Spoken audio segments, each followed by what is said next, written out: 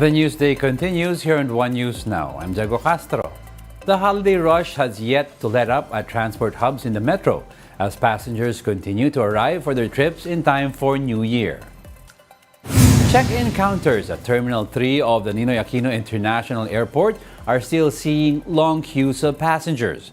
Some passengers say they are also ready in case their flights get delayed amid the holiday exodus.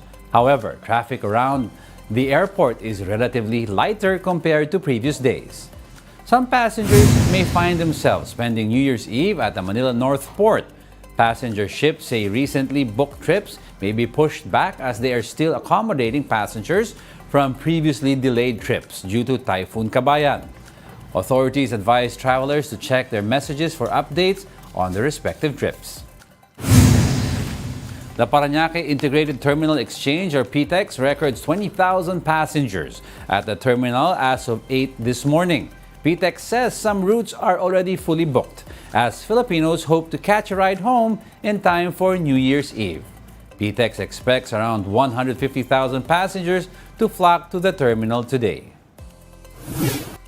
But for those traveling up north on the last working day of 2023, traffic at NLEX remains relatively light this morning, save for some buildup at the Balintawak Toll Plaza and Mindanao Toll Plaza.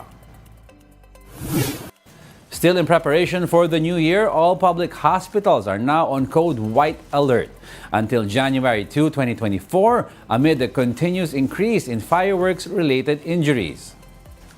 This means all personnel, especially those in emergency medicine, surgical and anesthesia specialties, and nurses, are on active on-call status. According to Health Assistant Secretary Ariel Valencia, this is done yearly to respond to incidents of fireworks-related injury as the public welcomes the new year. Based on the agency's latest count, the number of firework-related injuries this holiday season has now reached 96. That's after 8 new cases were reported from 6 a.m. December 28 to 5:59 a.m. today, December 29. The DOH says that cases are increasing more rapidly compared to previous years. The agency is also monitoring the possible increase in tetanus cases, a type of infection from wounds caused by fireworks blasts. They say that regardless of the type of wound, whether small or large, it can already result in tetanus. So when punctured, immediately go to the nearest health facility to see if anti-tetanus vaccine is needed. Ano ba yung pwedeng mangyari kapag di mo dinala sa ospital? Yung pinakamalaking senyales, yung tinatawag na lockjaw. Nahihirapan igalaw ang panga kasi naninigas. A few days before the new year, individuals are already lining up at groceries for their medianoche shopping. Due to the large number of shoppers, some products like biscuits used for dessert have run out. Most of the purchases also include sauces for preparation, alcoholic beverages, and soft drinks. Some shoppers admit that their New Year's Eve celebration is now simpler due to budget constraints. But they mention that the tradition of having noodles for long life, kakanin to maintain a strong relationship, and fruits for good luck will always remain. The Trade Department, for their part, says they continue to monitor shrinkflation changes implemented by manufacturers. We'll be back with more stories after the break. Keep it here on One News.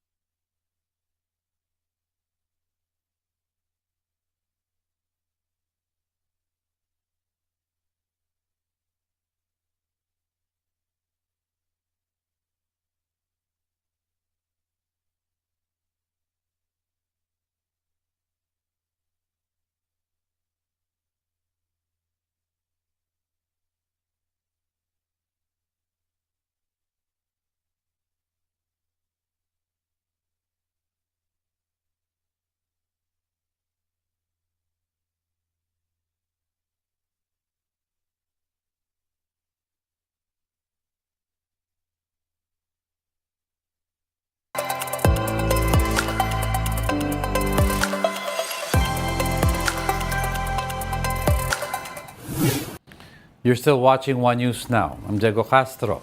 The LTFRB has allowed non-consolidated PUVs to ply select routes until January 31, 2024. Under its Memorandum Circular Number 2023-052, the LTFRB stated that individual operators in routes without consolidated transport service entities shall be allowed to operate until January 31. This is so as, quote, not to hamper the operation of public transportation routes without consolidated TSEs. During the one-month period, however, the LTFRB and its regional offices shall still be issuing show-cause orders for those that fail to consolidate in compliance with the Public Service Act. Based on data from the LTFRB, over 31,000 traditional jeepneys in Metro Manila have yet to be consolidated as part of the PUV modernization program. Likewise, 66% of jeepneys were not consolidated in Calabarzon and 63% in Zamboanga Peninsula. According to the Office of Transportation Cooperatives, only over 60 cooperatives have been formed from January to November.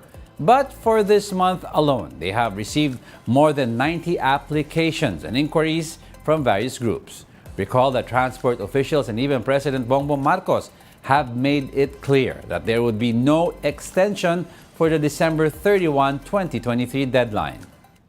December 31, no? Very firm yung deadline natin. Pero dito sa opisina ng Office ng Transportation Cooperatives, tuloy-tuloy ang pagpunta ng mga individual, ng mga asosasyon, pati yung mga grupo, tuloy-tuloy sila na either nagtatanong or bubuo or sumama sa mga kooperatiba para sumama nga eventually sa consolidation. Ang daming pupunta doon at hinihikayat pa namin sila na sumama at umabot sa deadline. The Supreme Court has ordered the Transportation Department and LTFRB to comment on the petition against the PUV consolidation deadline on December 31. Transport agencies were ordered to personally file with the SC their comments within 10 days. However, the SC did not grant a TRO to halt the implementation of the PUV consolidation. Piston and other transport groups are the petitioners. Let's now take a quick look at other stories we're watching. The BIR is imposing a 1% withholding tax on remittances made by online platform providers to merchants for goods and services sold or paid through their platforms. But the withholding tax will not apply if the annual total gross remittances to an online merchant for the past taxable year have not exceeded 500,000 pesos.